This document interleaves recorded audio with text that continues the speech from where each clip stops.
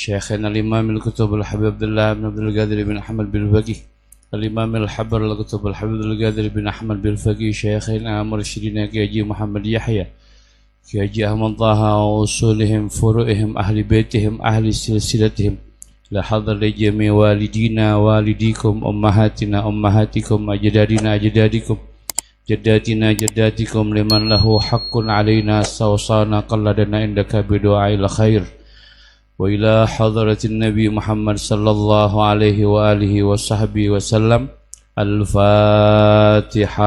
أعوذ بالله من الشيطان الرجيم بسم الله الرحمن الرحيم الحمد لله رب العالمين الرحمن الرحيم مالك يوم الدين إياك نعبد وإياك نستعين اهدنا الصراط المستقيم صراط الذين أنعمت عليهم غير المغضوب عليهم ولا الضالين رب اغفر لي آمين.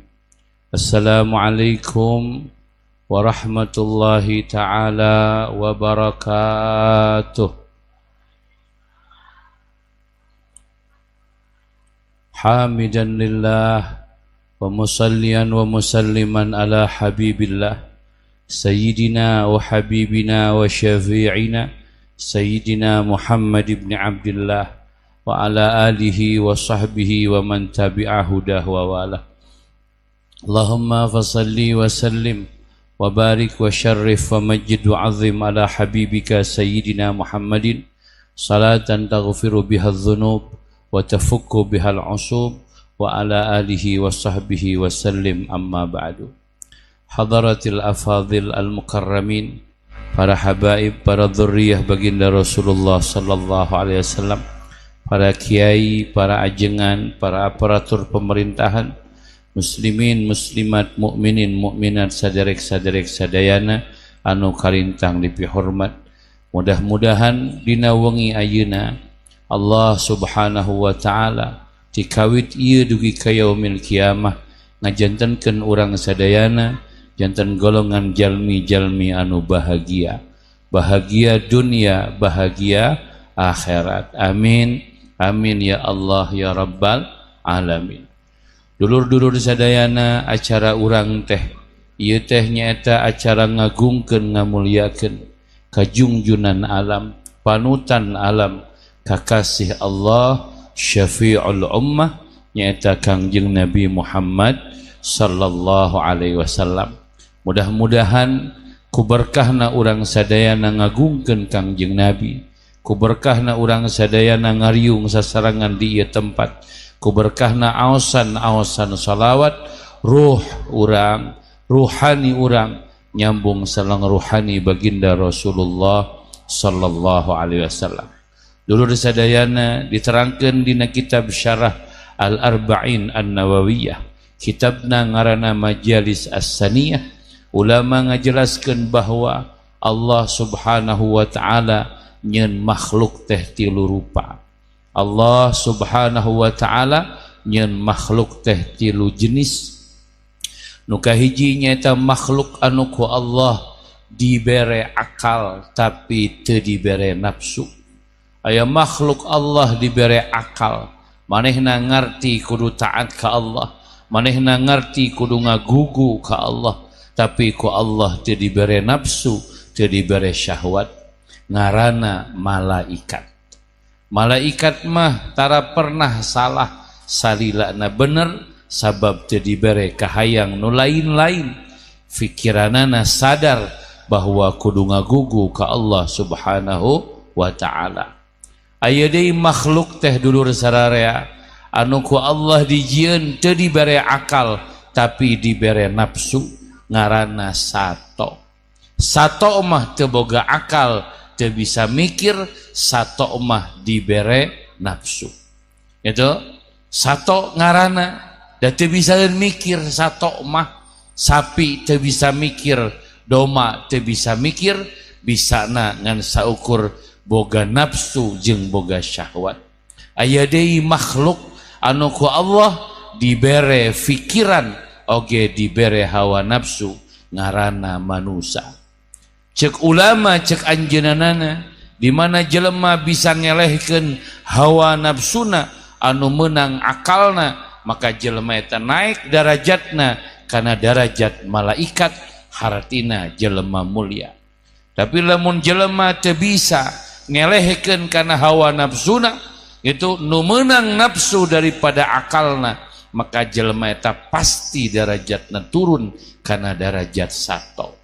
Hartina beungeutna jelema tapi kalakuanana doma, beungeutna jelema tapi kalakuanana kuda, sabab hirupna diatur ku hawa nafsuna lain diatur ku akalna. Al-Imam Al-Ghazali ngajelaskeun dina Ihya bahwa moal aya nu bisa ngelehkeun nafsu kecuali akal.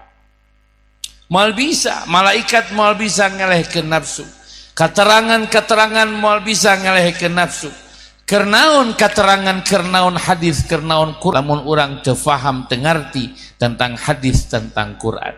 Bisa ngarti ayana dawuh Allah, bisa ngarti ayana dawuh baginda Rasulullah sallallahu alaihi wasallam. Maka di mana-mana jelema bodoh, di mana-mana jelema tolol, maka akalna pasti bakal eleh ku nafsuna, di mana kitu derajatna moal beda jeung sato. Kitu jelema teh matak tong aneh, di mana ningali jelema siga sato tong aneh. Pan aya jelemanya gawena teh nyatu. Aya nu kitu loba. Gitu isuk-isuk barang hakan, datang barang hakan, sore barang hakan, peuting barang hakan. Init-initan nu diteangan hakaneun, datang kadulurna nu dibahas hakaneun, nyatu we. Huleh timimiti baso tahu, batagor gitu, batagor kuah digular gilir hakaneun, eueuh deui pikiranana iwal ti haka siga saha teh siga sato. Aya deui jelema teh gelut gadagna teh mung eleh.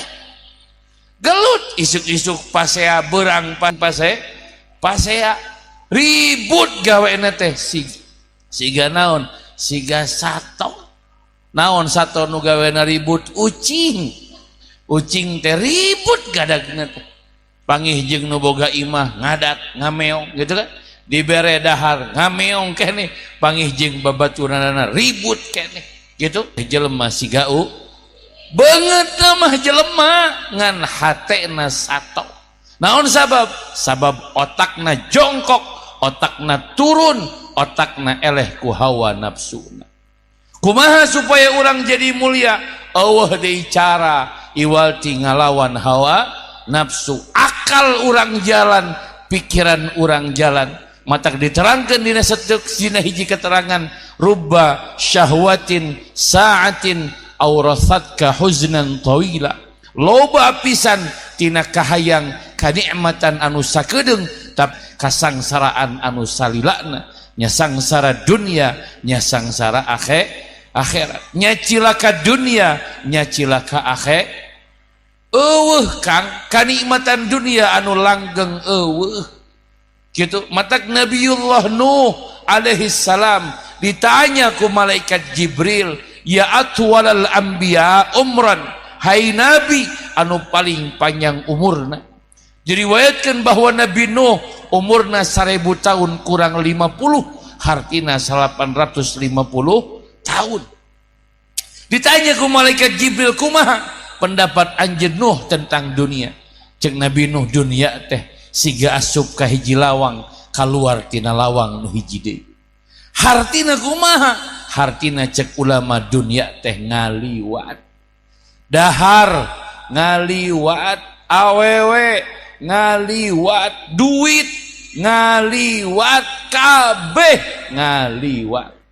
Eta teh dunia. Matak lamun jelma dunia tujuanana, maka ku Allah pasti diberi kabingung jeung kasusah dina hirupna. Naon sababna? Sabab dunia daru humumin wa daru ghumumin, tempat bingung oge tempat dunia madek dahar ge susah.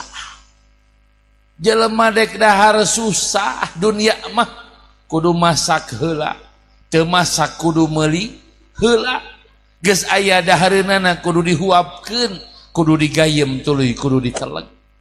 Kitu dunia mah hayang duit ge susah, hayang duit kudu usaha heula, kudu dagang heula, kudu gelut heula. Hayang naon teh? Hayang duit. Geus aya duitna kumahakeun tuluy beakeun, geus beak teangan deui. Kitu dunia teh. Jelema anu neangan dunia, anu tujuan hirupna dunia, berarti jelema eta jelema anu rugi, sabab jelema eta teu bisa ngagunakeun akalna. Nu ngelehkeun nafsu teh akal, nu ngelehkeun nafsu teh akal.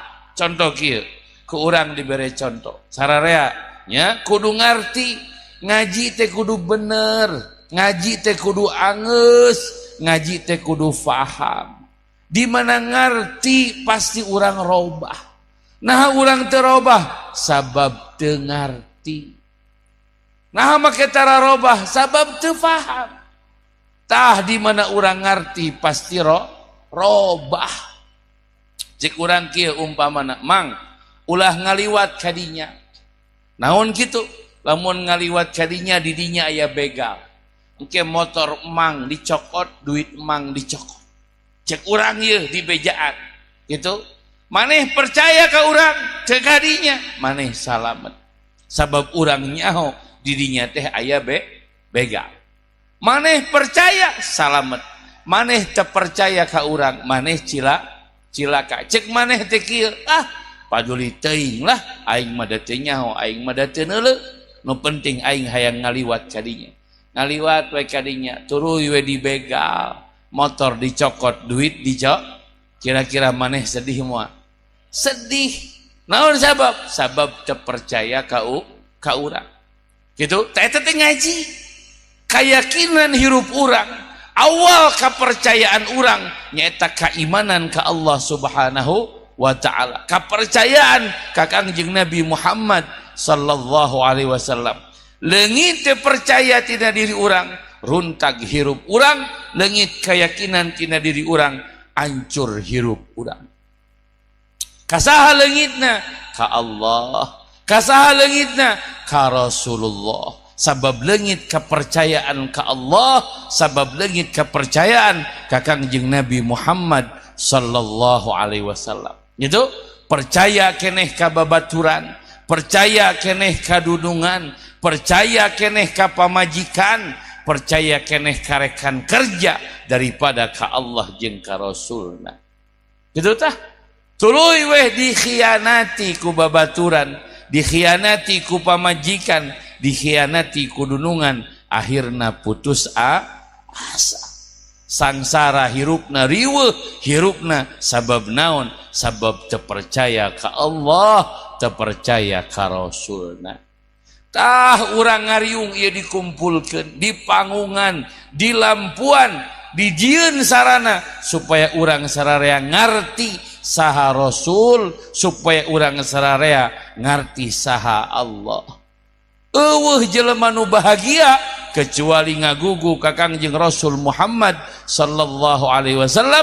Eueuh jelema nu bahagia kecuali nu ngagugu ka Allah Subhanahu wa ta'ala. Kitu dulur sadayana, diingetan bisi poho dunia teh aya tungtungna, dunia teh aya akhirna. Gitu tah matak diterangkeun ku ulama, salah weh tujuan pasti salah lengkah, salah weh maksud pasti salah arah urang teh. Naon sabab? Da tujuanana lain Allah, tujuanana lain Kangjeng Nabi Muhammad sallallahu alaihi wasallam. Di mana Allah lain tujuan, Nabi lain tujuan, berarti salah lengkahna, salah tujuanana, berarti bakal ngaco hirupna. Gitu bat? Ngaco hirupna. Siga jelema ayeuna ku urang di bejaan sararea ieu. Ngajinya, ngaji teh aya hakikat, ngaji teh aya syariat.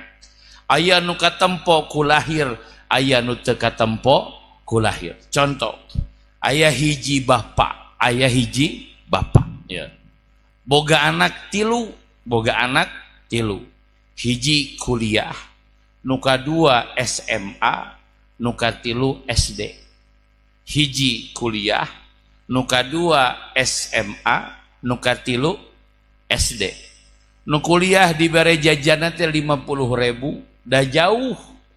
Kudu make meuli bensin jeung sagala rupa. Umpamana nu SMA mah dibere jajanan teh 20.000. Sabab deket gitu. Ku leumpang ge mah mahi. Nu SD mah dibere jajana 5.000. Sabab diantirkeun. Teu make leumpang, teu make ongkos. Terus nu SD protes ka bapana. Bapak teu adil. Bapak teu baleg, bapak salah. Gitu cek anu SD gitu. Sabab teu sarua. Naha ai si akang nu panggedena 50.000, naha nu kadua bet 20.000, naha abdi bet 5.000. Padahal mah saruakeun weh kabeh. Cek saha tah? Cek jelema anu SD. Cek urang ayeuna ieu nu mikir anu salah bapakna apa budakna? Nu salah budakna apa bapakna? Nu salah bapakna budakna. Nu bener ngejawabna atuh iman. Bapakna budakna. Ya, cek urang ge heuh dibawa mikir mah lieur. Kakarak sakitu maneh. Can sakitat, can sakieu. Bapak boga budak dengikeun cik aing ge dengikeun. Ieu teh saya geus peuting dengikeun. Balikan deui. Aya bapak boga budak tilu. Hiji kuliah. Buruhna atawa jajana 50.000. Sabab jauh kudu meuli bensin. Nu kadua SMA kelas hiji dibere duitna 20.000. Nu katilu SD kelas genep dibere duitna 5.000. Si budak nu SD protes ya. Bapak aing teu balik. Bapak aing teu adil. Nah si kakang nu panggedena 50.000, nu kadua 20.000, urang bet 5. Kuduna sarua ngarah adil 50.000 ka kabeh. Nu salah saha? Budakna bapana? Budakna. Naon sabab budakna belegu nya? Bodoh sabab SD teu ngarti. Marukan adil teh kudu sarua. Siga jelema dina bagi waris eta teh bodoh. Urang di bejaan loba nu pasea bab warisan awewe kudu sarua jeung lalaki. Sabab anak awewe ge anak bapakna. Sabab anak awewe ge sarua sia teh anak inung bapakna. Ieu beungpeung awewe wungkul dengikeun ku sia teh awewe. Itu doraka sia teu ngagugu kana hukum Allah. Cek Allah kudu beda. Nah make kudu beda. Cek Allah lalaki mah 2, cek urang sunah satanggungan. Satanggungan teh lamun apal tukang tanggung aya 2. Di hareup hiji di tukang hiji. Awewe mah saganongan, hartina saganongan teh hiji. Lalaki 2, awewe hiji. Naon hikmahna? Eueuh keterangan awewe titah ngajamin salakina. Eueuh nu aya lalaki anu kudu ngajamin salaki pamajikanna. Di mana lalaki menang kabagian 2 bagian da si eta mah boga kewajiban ngurus pamajikanana.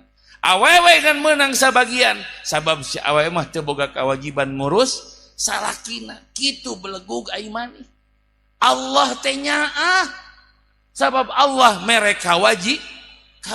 Tuluy ya kumaneh dilawan. Siga budak SD tadi. Allah teh teu adil. Allah teh teu bener. Eta teh ibarat budak SD tadi. Anu nyalahkeun bapakna. Nu kitu ngaranna goblok bin belegug. Saha nu kitu teh?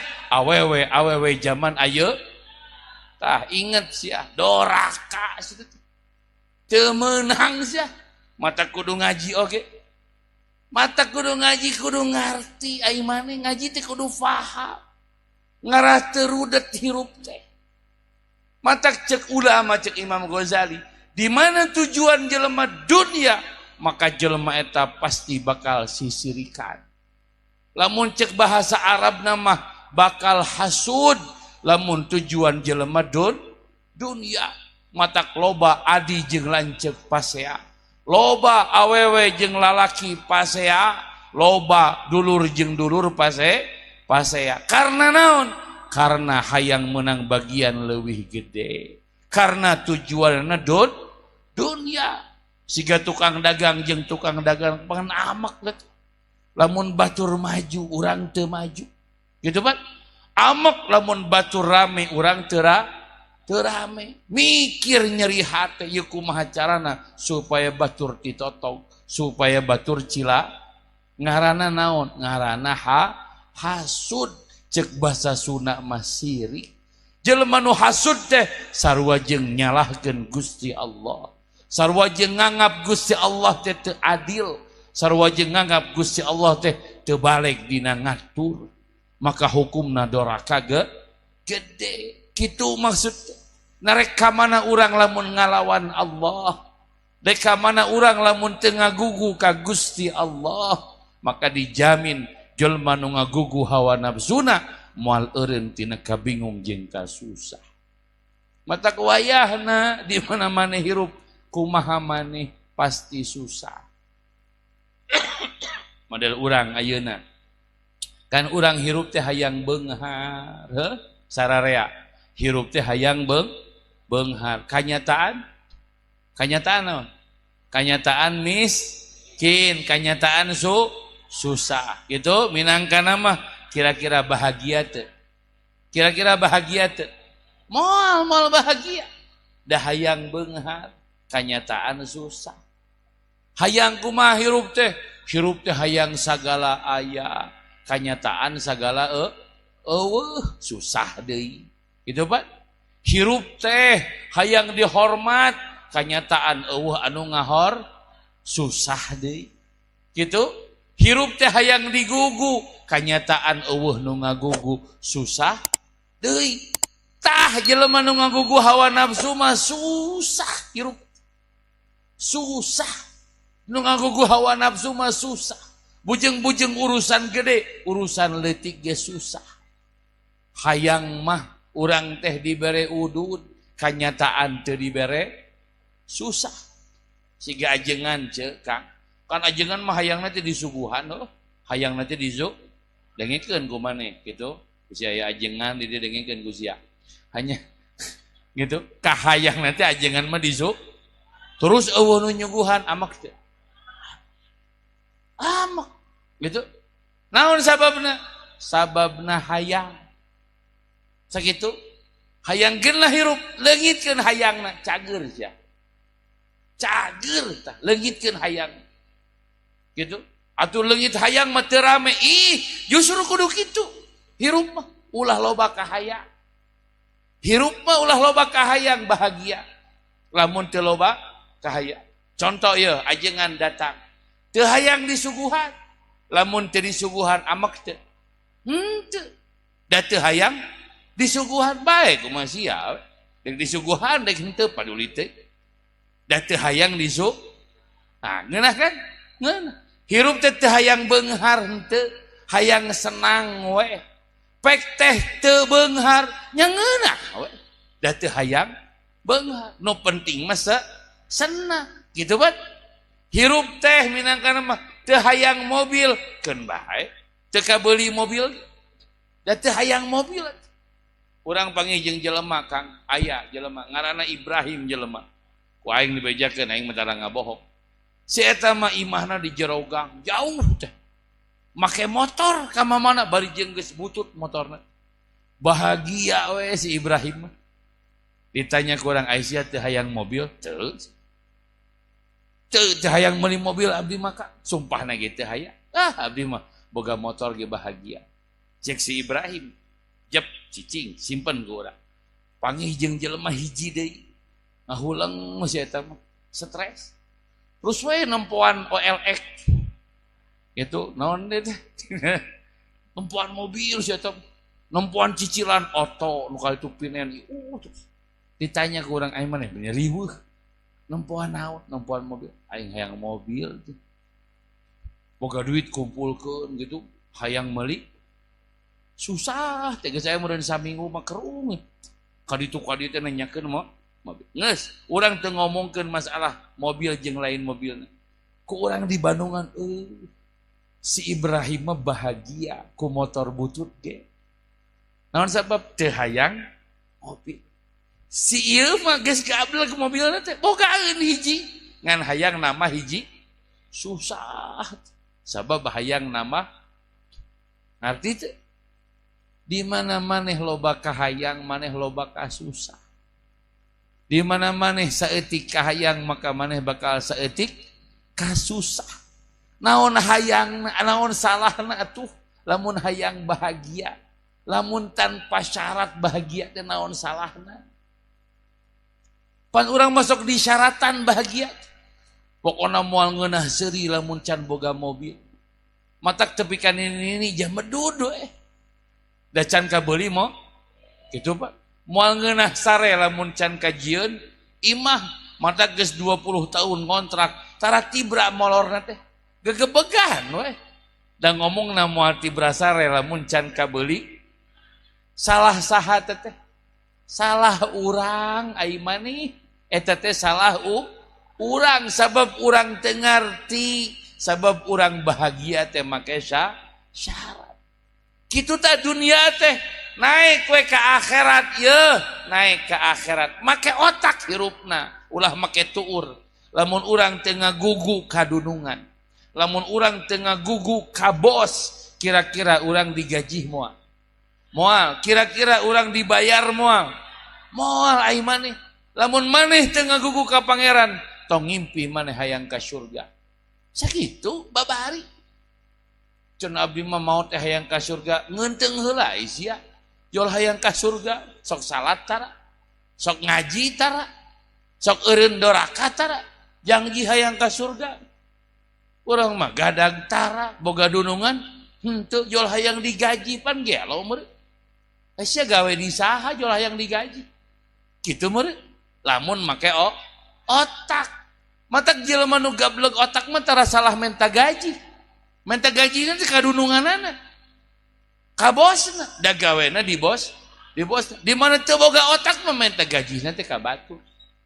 Komo nu tara gawe mah tuluy mentaan gaji. Aya nu kitu, loba sia. Gadag nongkrong, gawe mabok, nguriling mentaan duit, gering teh. Teu make otak teh. Nu kitu teh. Teu make otak, matak riweuh lamun ngobrol jeung jelema nu teu make otak. Seperti zaman ayeuna, loba nu nyarek di mamana teu meunang ngagungkeun Kangjeng Nabi, teu meunang ngamulyakeun Kangjeng Nabi. Kitu pan? Teu meunang ngayakeun perayaan anu ngagungkeun Kangjeng Nabi. Nu kitu teh bisi maneh teu apal jelema-jelema nu teu make otak nu kitu. Hirupna teh teu make pikiran. Kitu ka inung ka bapa ge siah kudu hormat. Kanu mere duit ka urang siah kudu hormat, gitu pan? Kanu ngajarkeun urang ngaji, bisa ngaji urang kudu ngamulyakeun. Komo ieu ka Kangjeng Nabi Muhammad sallallahu alaihi wasallam. Tapikeun ka Allah nerangkeun, innallaha wa malaikatahu yusalluna 'alan nabi. Gitu? Allah jeung malaikatna maparin rahmat, maca solawat, hartina maparin rahmat ka para nabi, khususna ka Kangjeng Nabi Muhammad sallallahu alaihi wasallam. Nah ari urang saha menikmu ngagungkeun Kangjeng Nabi, menikmu ngamulyakeun Kangjeng Nabi. Pan minang diajarkeun. Piraku maneh emu, gitu Pak. Titah nyebut ngaran jelema dibere duit piraku emu, pan gitu. Contona ya, umpamana di dieu teh aya jelema beunghar ngaranna Asep. Cuk jelema beunghar teh bacakeun ngaran aing 100 kali. Ku aing dibere duit 1 juta. Daek teh. Daek pan minang diterangkeun. Cek urang teh Asep. 100 kali dibere 1 juta, maneh daek teh. Daek da sakedeung atuh 100 kali teh dibere duit 1 juta. Ieu ditanya nyebut Kangjeng Nabi sallallahu alaihi Muhammad sakitu 100 kali. ku Allah diberi 1000 rahmat. Sekali nyebutkan jenengan Kangjeng Nabi, 10 rahmat turun ti Allah Subhanahu wa taala. Sekali nyebutkan jenengan Kangjeng Nabi, diangkat ku Allah 10 derajat, dihapus ku Allah 10 kesalahan. Biraku emu lamun jelema eta make otak. Kitu lamun make otak mah da urang mah tara mikir, Pak. Ngajina urang mah tara angeus. Ngaji teh ari muludan we jeung rajaban, gitu, Pak. Mun di imah ngaji teh ari daek. Gitu. Ari daek. Mentak cek Imam Ghazali mah di mana jelema hirup teu ngilu kana aturan pasti susah. Kumaha aturan hirup teh babari? Aturan hirup teh kudu dahar. Aturan hirup teh kudu sare. Aturan hirup teh kudu kacai. Kudu ngompol jeung sajabana. Aturan hirup teh kudu mani. Leungitkeun we hiji susah mani.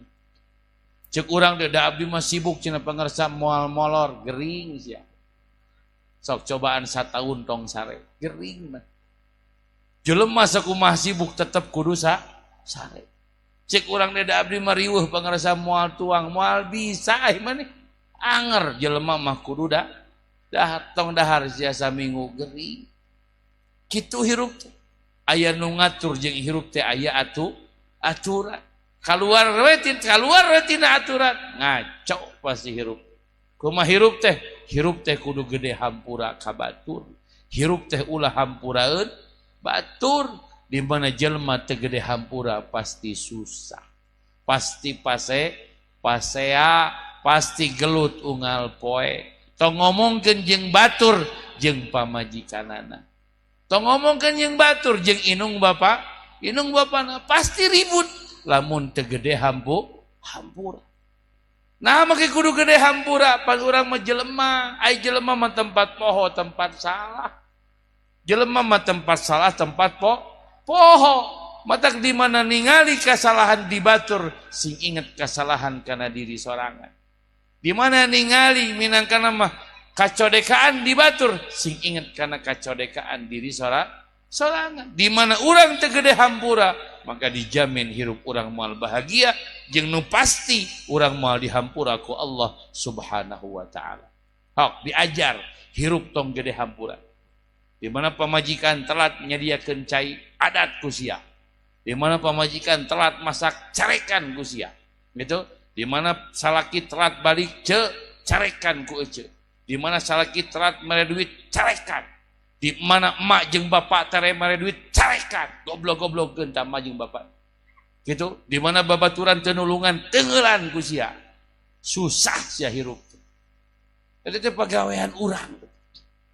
Urang mah belegug ka bina-bina. Pedah babaturan teu nulungan amek siksa. Gitu kan? Pedah emak jeung bapak teu mere duit amek gitu. Carekan goblok-goblok emak jeung bapak. Pedah pamajikan telat nyadiakeun sangu carekan. Eta teh kalakuan saha mun lain kalakuan setan begitu. Umat Islam zaman ayeuna geus leungit akhlakna. Umat Islam zaman ayeuna geus eueuh pangeranana nu aya hawa nafsu. Afara'aita man ittaba'a ilahahu hawa. Diterangkeun ku Allah bahwa jelema akhir zaman hawa nafsu jadi pangeran. Nah di mana hirup anu bisa kumaha urang? Eueuh sia teh. Hirup mah teu bisa kumaha urang. Hirup mah aya nu ngatur ngaranna Allah Subhanahu tah diriungkeun dikumpulkeun nya di pangungan sararea dihadirkeun di onang supaya urang ingat ka saha ka Kangjeng Nabi Muhammad sallallahu alaihi wasallam. Nabi teh jelema nu paling mulia, nabi teh jelema nu paling agung, nabi teh jelema nu paling ma'rifat ka Gusti Allah, tapi nabi teu bisa ngalawan Allah. Lamun ece jeung akang lalajo sejarah, aya paman nabi nu paling dicintai ku nabi. Aya paman nabi nu paling ngabela kana nabi jeung kana agamana Allah. Saha jenenganana Sayyidina Hamzah. Sayyidina Hamzah ditakdirkeun ku Allah maut dina perang Uhud, bari dicabik-cabik hate. Kumaha nabi nya geus we. Da Allah nakdirkeun Sayyidina Hamzah kitu mautna syahid. Nabi cinta ka istrina ngaranna Sayyidah Khadijah. Awewe nu luar biasa dina ngabela Kangjeng Nabi seperti Sayyidah Khadijah. Sayyidah Khadijah maut nya geus we. Gitu Kumaha Nabi kawin deui.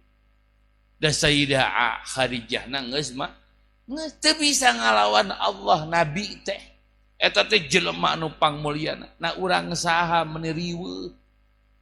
Sirup teh kudu sarua jeung kahayang. Pedah bapak telat mere duit digoblok-goblok ku urang. Gitu kan? Pedah inung teu ngawurukan ka urang dibangsat-bangsat ku urang. Na urang saha meuni wani model kitu. Hirup teh meuni wani ngarumpak aturan-aturan Allah Subhanahu wa taala. Maka dijamin jelema anu ngagugu kana hawa nafsuna, anu teu ngagugu ka Allah atawa teu diajar gede hampura, teu diajar ngahampura dina hatena, teu diajar lautan hampura, maka jelema eta pasti susah hirupna, oge pasti moal dihampura ku Allah Subhanahu wa taala.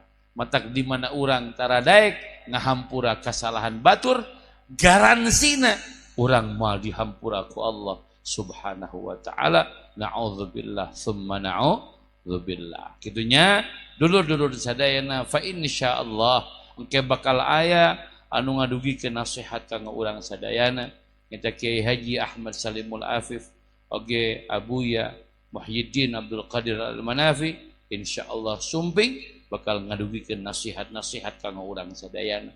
Ieu mah ngelingan, ieu mah naon meureun cik urang mah silih nasehatan bisi poho bahwa urang teh boga Allah pangeran urang, bahwa urang teh boga Nabi Muhammad panutan oge tuntunan urang sadayana nya.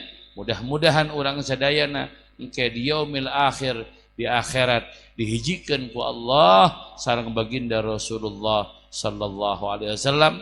Mudah-mudahan kempelan riungan urang sadayana dina wengi ayeuna sing jadi ciri, sing jadi saksi bahwa urang sadayana cinta ka Kangjeng Rasul Muhammad sallallahu alaihi wasallam, anu mana diterangkeun dina satu keterangan anu sahih bahwa man ahabbani kana ma'i fil jannah. Cek Nabi sahajal anu cinta ka kami, sahajalma anu cinta ka kami cek Nabi, maka jelma eta bareng jeung kami engke di akhirat, hartina di surgana Allah Subhanahu wa taala. Amin amin amin ya Allah ya rabbal alamin. Allahumma hdina bihudak waj'alna mimman yusari fi ridhak wa la tuwallina waliyan siwak wa la taj'alna mimman khalafa amraka wa asab. Hasbunallah wa ni'mal wakil, ni'mal maula wa ni'man nasir. Allahumma rzuqna hubbak wa hubba man ahabbak wa hubba ma yuqarribuna ila hubbik waj'al hubbaka ahabba ilayna minal ma'il barid.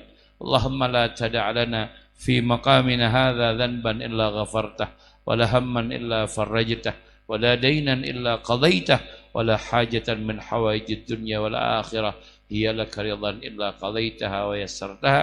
Allahumma rabbana rabbana rabbana rabbana rabbana taqabbal minna innaka antas samiul alim wa tub alaina innaka antat tawwabur rahim.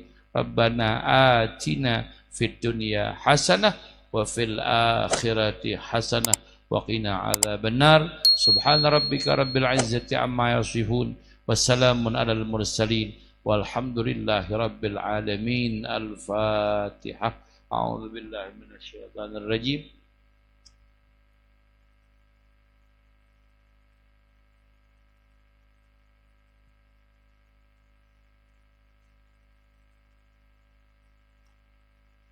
Hapunten pisannya kasadayana hapunten pisan mugi asing janten kaberkahan, janten ilmu anu manfaat. Sakitu nu kapihatur hadanallahu wa iyyakum ajmain. Assalamualaikum